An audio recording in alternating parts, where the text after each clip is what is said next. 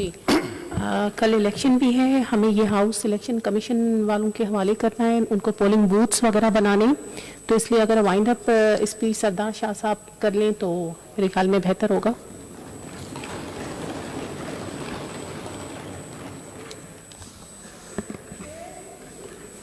किसी शायर ने कहा है, सिंधी का शायर है, उसने कहा है कि माण्हू जेके पंहिंजे मन जी मिटीअ में मदफून थिया, जाग बि जिन जी जीअरी नाहे, ख़्वाब बि जिन जा खून थिया, प्रीत फंदे में पेई जिन जी तिन सां तोखे हलणो पवंदो, निंड कतल थी वेई जिन जी तिन सां तोखे हलणो पवंदो। मैडम स्पीकर, आज 5 जुलाई मैं समझता हूं कि दुनिया की तारीख में एक ब्लैक स्कार के तौर पे मौजूद है। ये ना फकत पाकिस्तान की तारीख पे काला धब्बा है ये दिन, आज का दिन, बल्कि मैं समझता हूं कि दुनिया की पूरी सियासी तारीख में जो ब्लैक स्कार्स है उसमें आज का दिन है।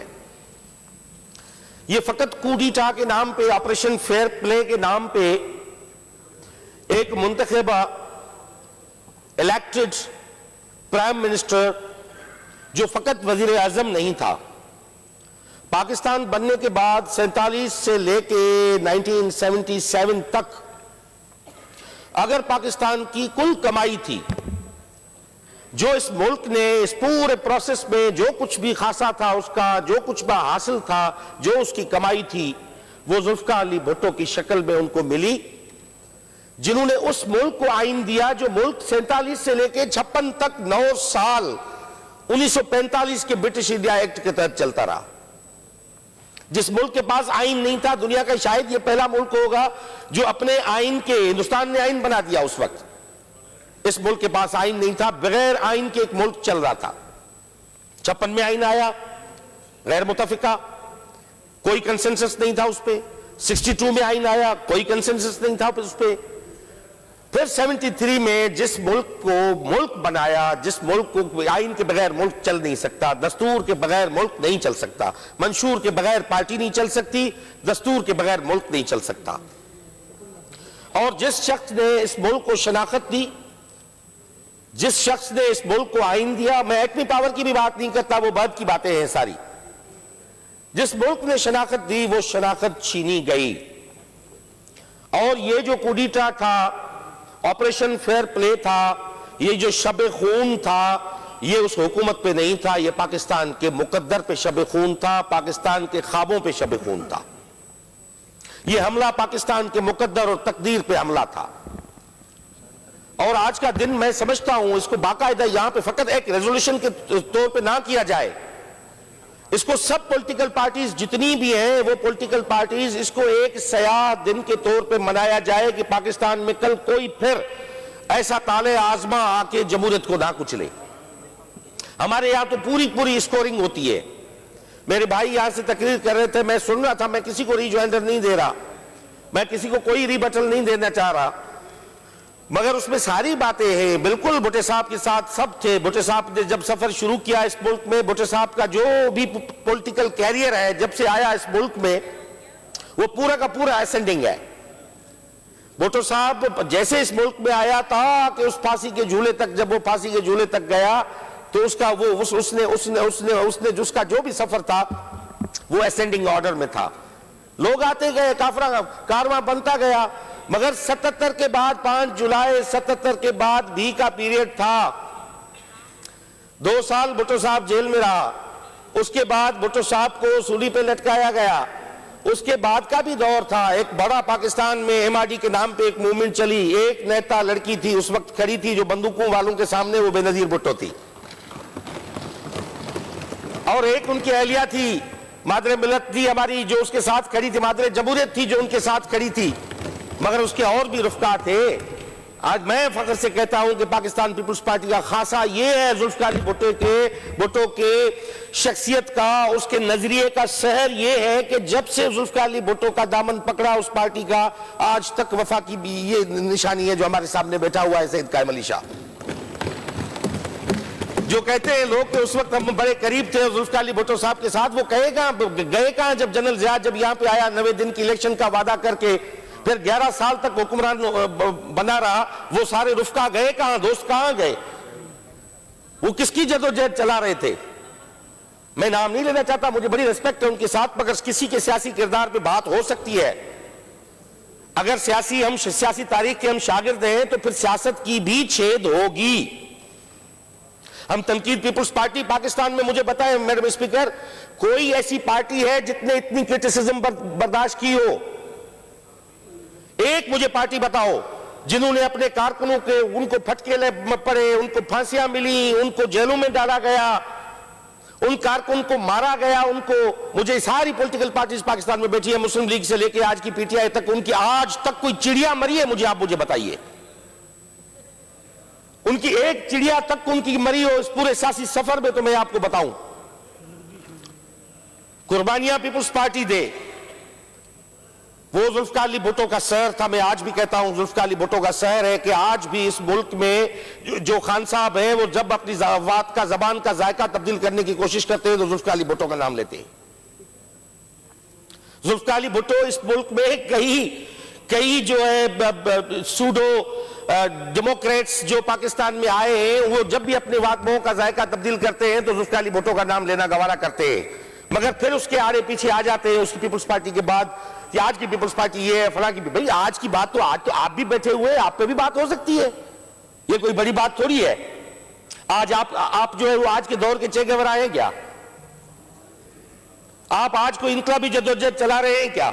आप तो उनके सफू में बैठे हुए हैं जो सिंध के हुकूक में डाका डालते हैं, सिंध का पानी रोकते हैं।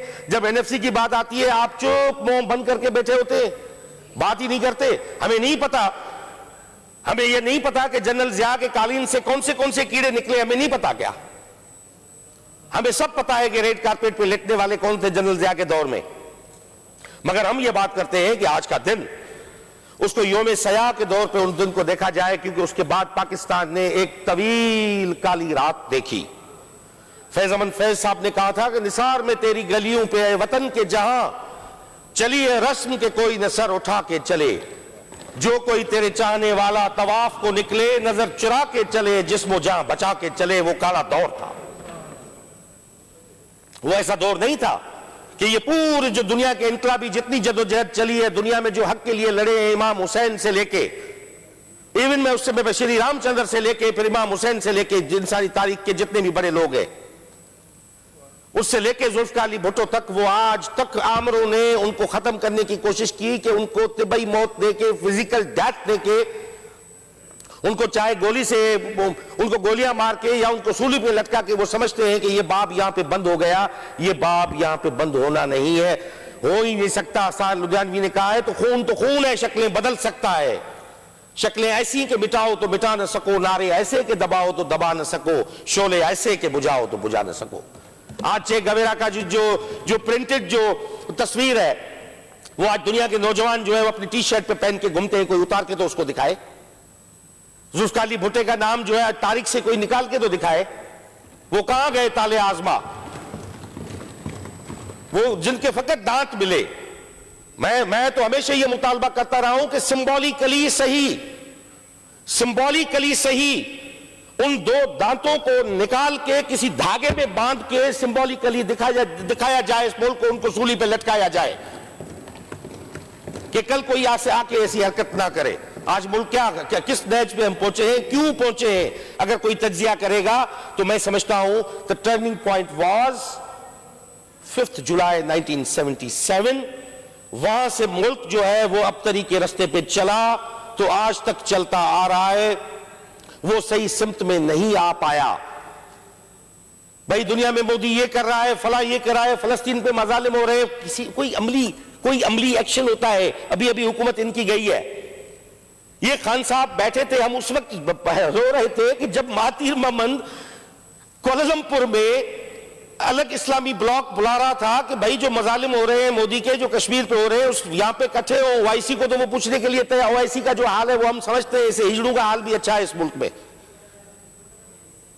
वो नहीं गए, किसके कहने पे नहीं गए? किसी एक फोन आई, उसके कहने पे महातीर मोहम्मद के पास कोलालमपुर में नहीं गया। तैयब अर्दगान वहां पे मौजूद था। इस्लामी ब्लॉक के जो रियल रिप्रेजेंटेटिव थे वो वहां पे मौजूद थे। वही सीन आप चले जाए 74 में जुल्फिकार अली भुट्टो ने इस्लामिक समिट किया था। तो लीडरान को तो कॉस्ट पे करनी पड़ती है। अपनी कौम के लिए जो लड़ते हैं, अपनी कौम के ख्वाबों की ताबीर के लिए जो लड़ते हैं, दे हैव टू पे द कॉस्ट। ये कोई बड़ी बात थोड़ी है कि हम समझते हैं कोई 100 साल तक, 120 साल तक जिंदा रहने वाला तारीख रकम करेगा। दुनिया के जितने बड़े लोग हैं, अब ये बात करते हैं, मेरी बहन ने यहां पे बात की, मैं तो आज भी ये कहता हूं कि ये इस असेंबली से 1942 में होर एक्ट पास हुआ था, जिसकी बुनियाद पे सूरे बादशाह को सूली पे लटकाया गया। आप छोड़ें जुल्फिकार अली भुट्टो के कातलों की बात में करें। आप मुझे बताएं कि सूरे बादशाह की कब्र तक आपने ढूंढने की कोई कोशिश की है कि है कहां सूरे बादशाह की कब्र? कभी असेंबली में यह मुतालबा किया है कि ये आज की असेंबली जो हम बैठे हुए हैं, ये गुनहगार असेंबली है? इस असेंबली ने सूरे बादशाह को 1942 के एक्ट पे सूली पे लटकाया था। इस असेंबली में एक कंडेमनेशन की आनी चाहिए कि इस असेंबली से और एक्ट पास हुआ था 1942 का। वो रेजोल्यूशन लाने के लिए तैयार नहीं है, क्योंकि रिबेलियन मुजाहिमती किरदार अदा नहीं करना है और उन सफों पे तनकीद करनी है जो आप समझते हो कि जो जहां से जवाब नहीं आएगा, इसलिए नहीं आएगा कि वो जमहूरियत पसंद है। हम नहीं चाहते कि हम यहां पे बैठ के रियल डेमोक्रेट्स और सूडो डेमोक्रेट्स को भी हम डिस्करेज करें इस मुल्क में। हम नहीं चाहते, क्योंकि we believe in the true process of the democracy. हम उस पर बिलीव करने वाले हैं, क्योंकि वो जो शख्स गया था वो गुरूर के साथ गया था। वो गुरूर आज भी जिंदा है। आसिफ अली जरदारी 11 साल जेल में रहा है। आप मुझे बताइए, जो यहां पे खान साहब, जो साहब हमारे बोल रहे थे जिना के टोपी पहनने से, मैंने कहा जिना के टोपी पहनने से कोई जिना साहब का नजरियाती पैरोकार नहीं बन सकता। वो ऐसे ही बोल देते हैं। भाई 11 साल में एक बंदे को बिना कन्विक्शन के, दुनिया की तारीख में आप मिसाल बताओ कि कन्विक्शन ना हो, जिस पे जुर्म साबित ना हो, 11 साल उसकी आप जिंदगी के जो है वो आप जेलों में उसको आप डाल दो, उसका कोई हिसाब नहीं है। सरकारी खजाने का आसिफ अली जरदारी साहब पे केस साबित करने के लिए भी खरबों रुपए खर्च हुए होंगे ना। वो किसके थे? पब्लिक एक्सचेकर के पैसे थे, गरीबों के खून के पैसे थे। उनका हिसाब कौन देगा? आज एक का केस साबित नहीं हुआ, हुकूमत तो आपकी थी, आप बैठे थे, सजा नहीं दे पाए। 11 साल एक इंसान की जिंदगी की, उनकी जवानी आपने ऐसे खो दी। और वो जब आता है तो वो पाकिस्तान को पहला तोहफा देता है 18 अमेंडमेंट की शक्ल में। वो आता है तो कल आके सदर के इख्तियारात छीन के वो प्राइम मिनिस्टर को एम्पावर करता है। जो इमरान खान ऐसे हाथ उठा के बोल रहा था, इसके पीछे जो था ये आसिफ अली जरदारी का दिया हुआ वो इख्तियार था, जिसके बलबूते पर वो बोल रहा था। वरना हिम्मत ही नहीं होती आरिफ अलवी के सामने ये मुंह खोल के बात कर सकता, सवाल ही पैदा नहीं होता। तो हम बिलीव करते हैं, मुझे पता है कि इलेक्शन कमीशन को हैंड ओवर करनी है आपको, both are looking at my face.